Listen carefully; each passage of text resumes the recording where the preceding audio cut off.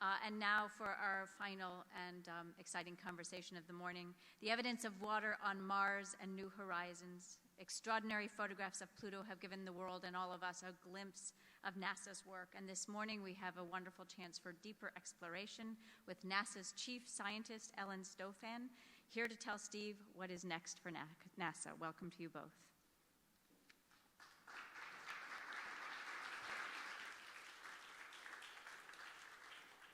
Alan, thanks for joining us. Let's have some fun. You may be the coolest government bureaucrat there is, right? So, but you're a scientist, but you still oversee these issues. And I want to start just with the question, because I know it's something you're interested in. Are we alone? You know, if you look scientifically, it wouldn't make sense that we are alone, because life evolved relatively rapidly here on Earth after conditions stabilized. And so if you look around the solar system already, in our own solar system, there are several places we could go where there were stable conditions with water, and we think that water is important for life because of its unique properties. And so if you say, okay, if we go to places in our solar system and don't find life, that would actually be scientifically quite surprising to me. So I'm pretty optimistic, and in fact, I got myself in trouble by making a prediction. So. Yeah, tell us your prediction. Well, what I said was, which I stand by, is that I think within 10 years we'll find strong indications of life. And what I mean by that is, you know, with something like our Mars rover or our upcoming Europa mission, that we'll see chemical imbalances, chemical tracers that are not proof of life, but are consistent possibly with either the past presence or current presence of life. So it's an indication, it's not proof. And then within 20 years, I think we will actually, again, if science bears out from what we know about the Earth, I think most likely on Mars, we will find evidence of life, but also possibly at Europa. For extrasolar planets, where I'm sure there is life, that's more of a challenge, because certainly with the James Webb Space Telescope starting in 2018, we're going to start studying the atmospheres of potentially habitable planets. But that's going to be a longer-term technology challenge to get the really big aperture telescopes that you need to start really being able to image planets around other stars. So I was ignorant about this, but I had not realized it had been sort of known for a while, I think, that Mars may have had stable water for 1 billion years. Do I have that right? Yes. Okay, and so I did not realize that in the discussion about water, Mars, and life. But now, tell us what you thought about these latest revelations of potentially active water now on Mars. Well, certainly we've known... And when you got that news, like, what was that like? Well, you know, it was really exciting, because obviously we've known, again, you know, from the fact we've seen the canali on Mars, which we've known for a long time were dried up riverbeds. Certainly the Curiosity rover has been confirming that there were standing water environments, running water environments for long periods of time stable. And that's important going back to the life question, because you need, for life to evolve, for all those chemical reactions to take place, you need stability of conditions over tens of millions, if not hundreds of millions of years. And so knowing that water was stable for so long on Mars, again, is one of those factors that makes us optimistic we'll find life there. What was exciting about the recent discovery is the fact that we now know there's close to the surface water. We knew there was ice on Mars, but now we know that that water actually melts at times on these sun-facing slopes, runs down the slope carrying kind of nasty salts with it. And so now we know there's water easily accessible on Mars. And that's important scientifically, because certainly we want to study it, see what's potentially in it, but then also from the human exploration side to say that's water we could potentially exploit, as we heard earlier, for rocket fuel, for humans to use to live. So let me put you on the spot in sort of an odd question. It seems for some reason that I don't quite understand, politically in Washington, we're having more theological debates about everything again. It's like we're fighting between, you know, medievalists and, you know, Enlightenment, and it's gridlocked over that. How do members of Congress who hear your testimony when you go up and talk to them react to the kind of stuff you're churning up? Well, it was funny, just this past week I went and testified before the House Science Committee on the recent Mars findings, but on astrobiology, the search for life beyond Earth in general. And I got an extraordinarily warm reception, bipartisan support, bipartisan excitement that these are the kind of big questions that we should be going after, that this is what NASA should be doing. And for me, a big part of what I was talking about was... Did they give you a lot more money? Not yet. But to me, especially what I was linking it to, which I'm a strong believer, is that it's not only going to take our robotic spacecraft, but I have a strong bias. I'm a field geologist, so I go out and study volcanoes, wander around, hit rocks with a hammer. I believe it's going to take geologists, it's going to take astrobiologists on the surface of Mars, because even though we're talking about life, we're talking about probably fossil evidence of microbial life, and that's going to be hard to find. And so I maintain it's going to take humans, scientists on the surface of Mars with a lab to actually tie that down. And, you know, we've gotten a lot of excited bipartisan support about this whole journey to Mars. So how do we get there? Because you work at NASA, which was sort of the mothership, if you will, for space for so long, for so much of the world. And we've been talking today about partnerships, you know, private sector, public sector partnerships, the role of universities. What do you think is the right configuration? Do you think there are things we can do better to get from where we are today to the vision you just described? Well, getting to Mars is hard, and you don't want to ever say that this is a small endeavor. You know, if it's entry, descent, and landing, which, you know, the Curiosity rover weighed 1 metric ton, we're going to need to start landing more like 5, 8 metric tons, 10 metric tons, more. We don't know how to do that yet. And so the idea that NASA is going to do this by itself with the budget we have is just not realistic. And so how are we going to do it? Well, first of all, we're going to have international partnerships. We have 16 space agencies from around the world working on something called the Global Exploration Roadmap. So everybody's saying, we want to join in. This isn't going to be like Apollo, where it's really just the U.S. on its own. And then what we've been talking about here today, the private sector. And I don't think we will get to the surface of Mars with humans if we don't leverage all those partnerships, working with the commercial sector, working with our international partners. That's how we're going to make this a reality. You know, I know you've also been active in the issue of getting more women in STEM. I think one of the interesting things I've learned recently is that women participation in STEM and engineering programs abroad far outpaces men in those programs outside the United States, but in the U.S. it's inversed. So do you suspect that the talent in this sector is going to move internationally because of women being in these programs in other parts of the world? Well, one of the things, I just read an interesting study, and they said when you have engineering programs that are aimed at solving a problem, whether it's development in the third world, climate change, the numbers all of a sudden go from sort of 20% women to 50, 60% women. And obviously it's stereotypical, but women want to solve problems. And so I think if we can start couching, we're going to get to Mars. We're working on trying to find energy sources to deal with climate change. I think we need to start thinking about how we talk to different communities to get them to say, hey, we need your help, come join us. And I always say when I'm out talking to students, I'm talking to anybody, you know, we have huge challenges in front of us, whether it's climate change, and I don't want to equate these, getting to the surface of Mars with humans. And if we only have half of our population thinking that they're the ones who are going to come up with the solutions, we may not get there, or it's going to take a lot longer. So we need all hands on deck, and that's why diversity is so important. It's not just because we like to count numbers. It's because we have tough problems to solve, and we need to leverage all of our population to do it. You know, we have a lot of people here. We have sort of a self-selected group that's interested in space, but when you get out of this room and you get into broader society, space is looked at as a cool thing, but sort of a boutique thing that's not that relevant to their lives, but it's great to look at, you know, the pictures from space and all of this. What do you think would be needed to create a new Sputnik type shock in the system that this really, really mattered to people? You know, I've gotten incredible resonance with the public when I go out and talk about the journey to Mars. Because you go around to small towns around the country, right? Yeah, I talk all over the U.S., I talk all over the place internationally. And when you talk about going to Mars, people get excited. You know, they understand this is a big, tough challenge. And I think they see as our country steps up to big, tough challenges and accomplishes great things, it reflects, it's an investment in the future, it's an investment in this country, and I think that resonates with the public. And so I think the more that we set bold challenges, bold bets, and the more we start talking about doing it with private-public partnerships, the more the public gets excited. So tell us about this Titan Mare Explorer, which I find so cool. Is it sort of like 20,000 leagues under the sea in space? I mean...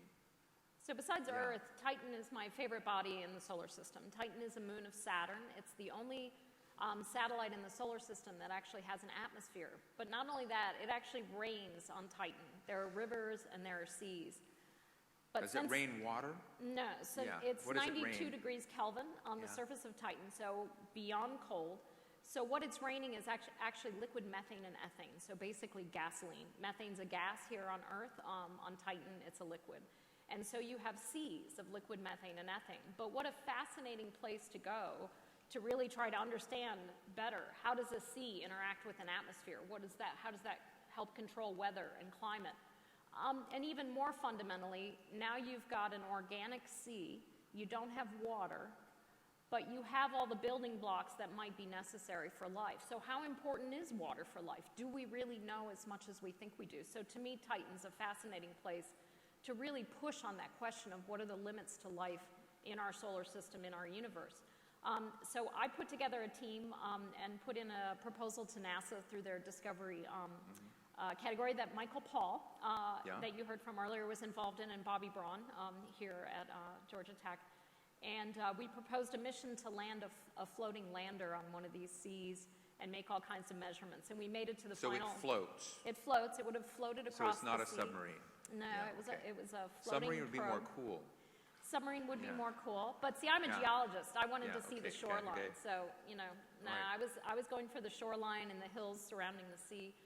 We made it to the final round, and then we didn't get selected, which was hugely disappointing. But the mission will happen at some point in the future, because again, Titan is just this fascinating place that really kind of pushes on a lot of our assumptions that we think are right based on the Earth, but when we've made that kind of assumption before, what we know about the Earth, then we go out into the solar system and we find out we just have a little bit too limited of a picture. Fantastic. So what are the other projects out there that may have been acted on or not acted on that are equally as cool that we don't know about? Well, I think people really don't understand the excitement that's going to come when we launch the James Webb Space Telescope in 2018. James Webb is our next big observatory after Hubble. It's hard for some of us to realize Hubble turned 25 this past year, which certainly makes me feel old. And Hubble has really caused us to rewrite textbooks in terms of how early did galaxies form in the universe? What is the nature of galaxies? What is the nature of star formation? James Webb is really going to take us to that next level. It's able to look deeper into space, so earlier and earlier in time, closer to the formation of the universe. It's going to look at star formation, galaxy formation, and again, this ability to look at the atmospheres of extrasolar planets to say, is there carbon dioxide? Is there methane? Is there water? Things that we would be consistent with a planet being potentially habitable. And James Webb is going to be incredibly exciting. How do you work with private companies in the partner? How does that technically work?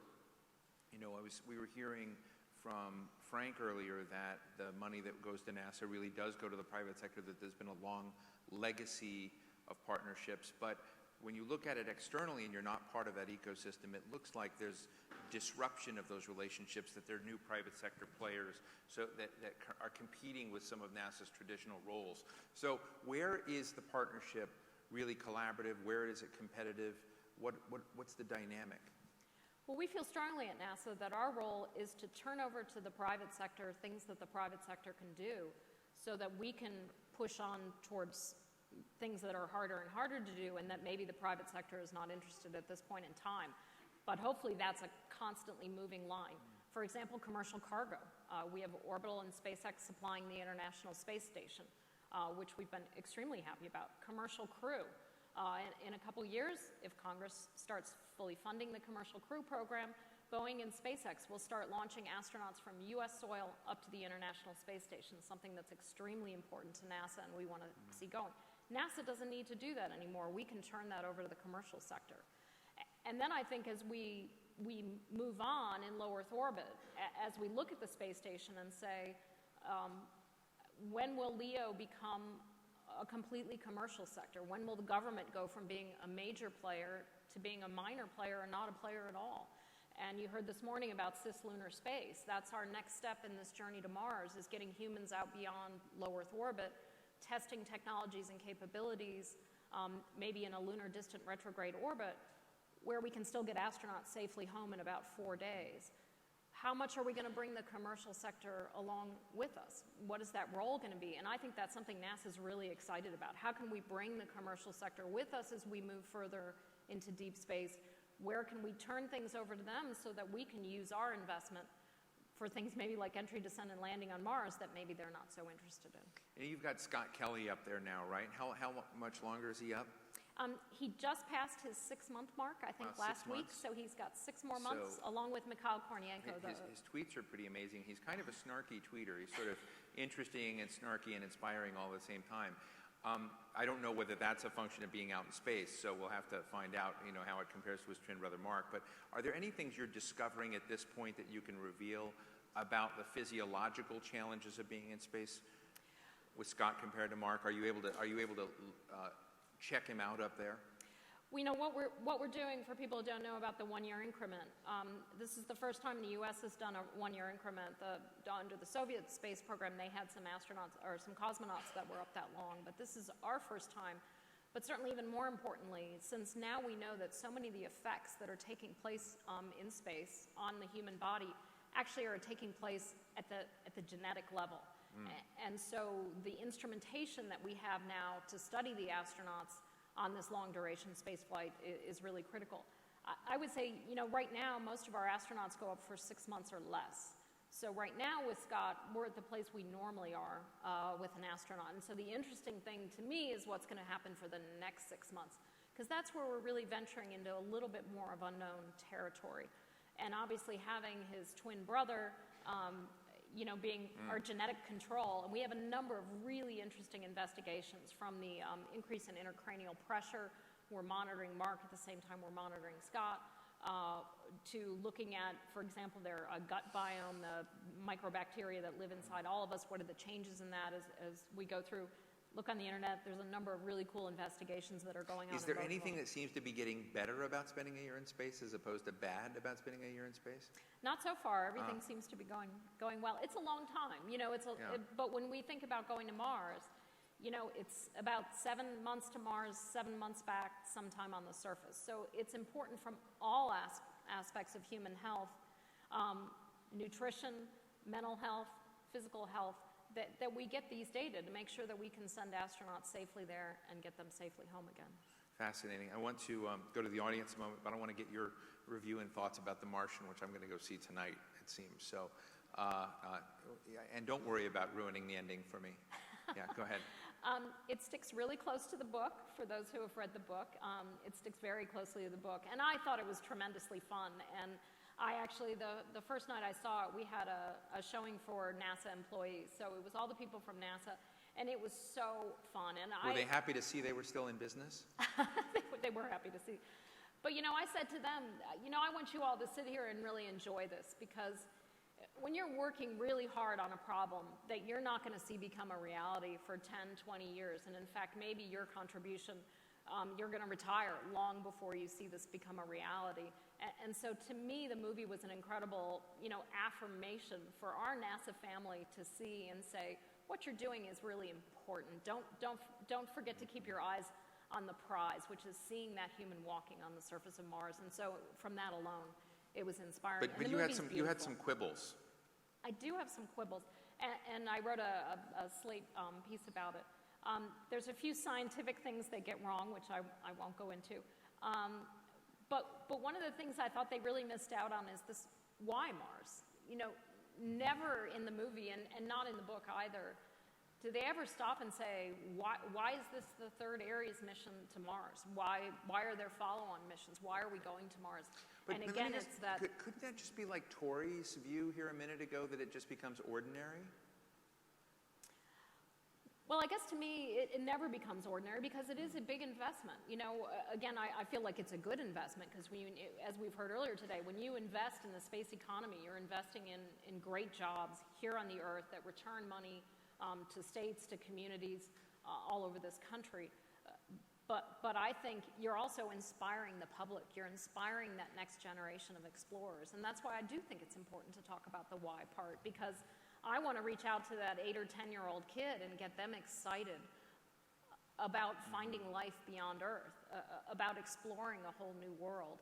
Because they may not end up coming and working for NASA or ULA, but they may be a doctor or a bridge builder or the person who solves climate change. You're inspiring that next generation to go into STEM careers. You know, I asked Ellen a minute ago if Jodie Foster was based on her in Contact, and she goes, Steve, that was 20 years ago. I'm not very good with linear stuff, but if someone were going to play you in the movies, who would you want it to be? Oh, gosh. I'm not even going to go there. Okay. Let me go to the audience here. Yes, in the very back. Hi, my name is Matthew Levine. I'm a grad student here at Georgia Tech. So my question is about the James Webb Space Telescope.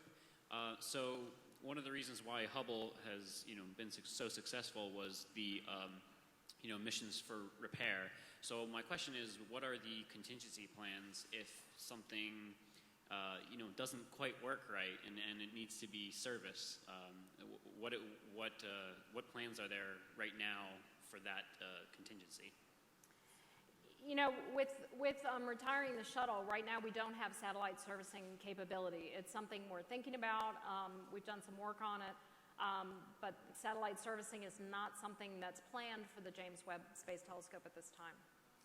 Can I just piggyback on this? Because one question is, when you spend billions upon billions upon billions of dollars on a gadget, on a research device, on something like the Mars Lunar Rover Curiosity and whatnot, is there anything after the fact you say, darn it, I wish I'd put something in there that we didn't think about? I mean, how often does that happen where, whether you're talking about repair, but where you just goofed and said, boy, it would have been good to have, X capability that we hadn't thought about? When you're putting together, and this was the fun for me, and Michael was involved with a lot of these discussions, when you're putting together a mission, it's all about trades, because you're trying to fit within a cost box. And so you say, how can I maximize my return, whatever that return is, whether it's engineering capability or science capability. So you're always making trades. So you're always giving up something you'd like, but trying to really focus on what do I have to have. And I think that's the way we do business. And so you're always looking towards the next thing.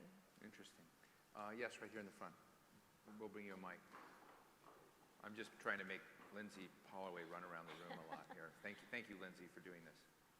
My name is Chase Leibenguth, and I'm a graduate student at Georgia Tech. I was wondering, we've talked about the Curiosity findings, and we've mentioned the New Horizons findings.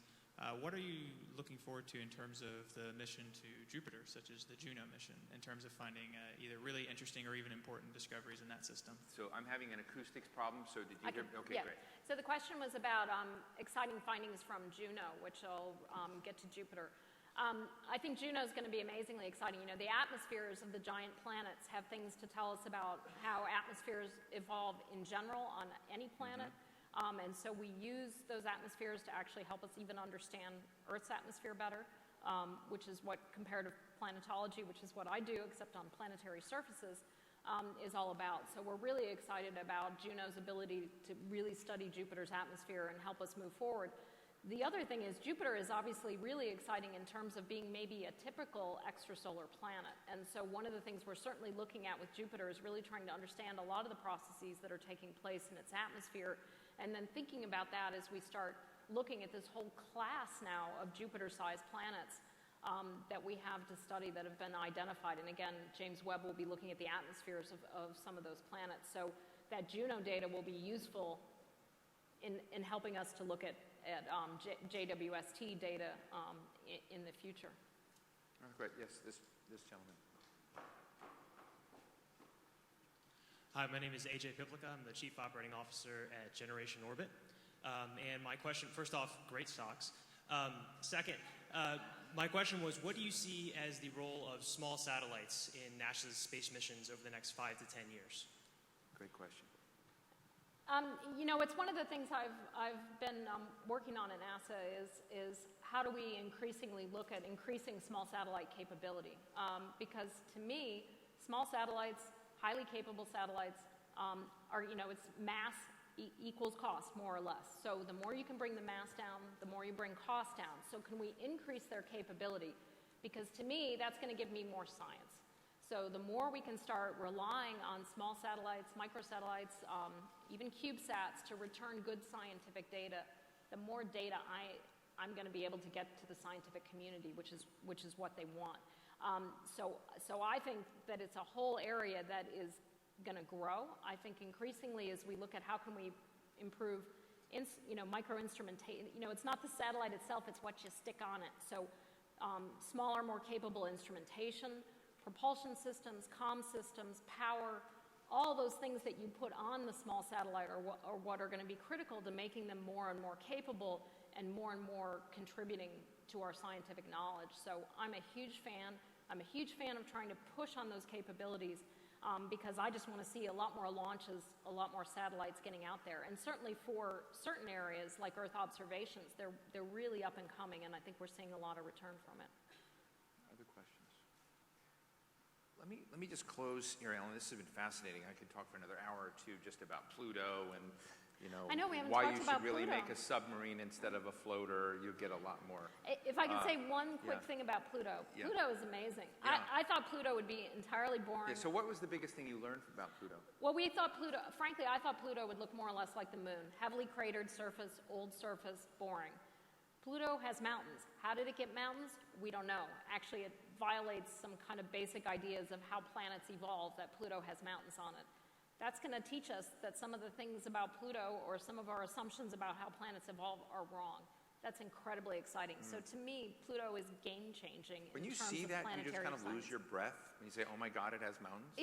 Yeah, no, when Alan Stern tends to, because I'm at NASA, he'll send us images a couple days before they get released as they're writing the captions and everything.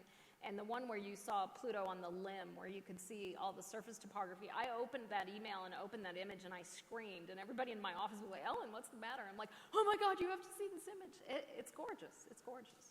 And it's so fascinating. I mean, we should do a sort of documentary about all this as you guys reveal things. I want to just finish with a question about science and what it takes.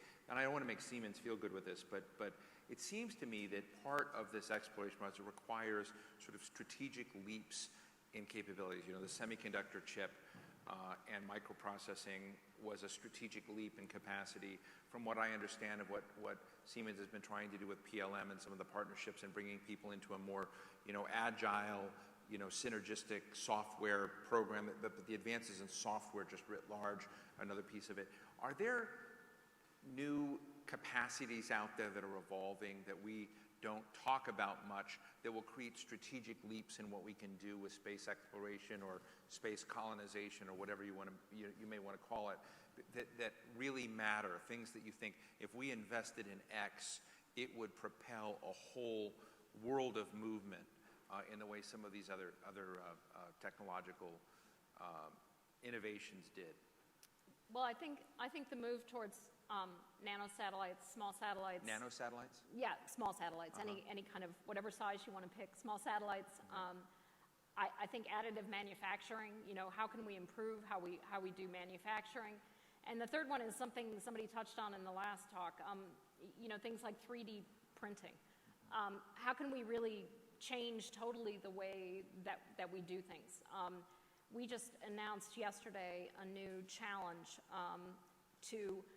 for in situ resource utilization. So we have a challenge out there to the general public saying, come to us with ideas about how you might use basically dirt, regolith, on Mars, on the moon, to build things. And so I also think that's this whole area of prizes and challenges, and I think that has actually been game-changing in terms of saying, let's not just talk to the people we normally talk to, let's reach out to a much broader audience, let's let the power of crowdsourcing, the power of reaching out to different disciplines to come help us with our big challenges has also been. But certainly as technology advances, everything changes, and that's why when we think about how we're trying to put together this journey to Mars, we're always trying to think in, technology is going to change. breakthroughs are going to come. We're not always going to see them coming, so how can we stay flexible to make sure we can incorporate that as we go?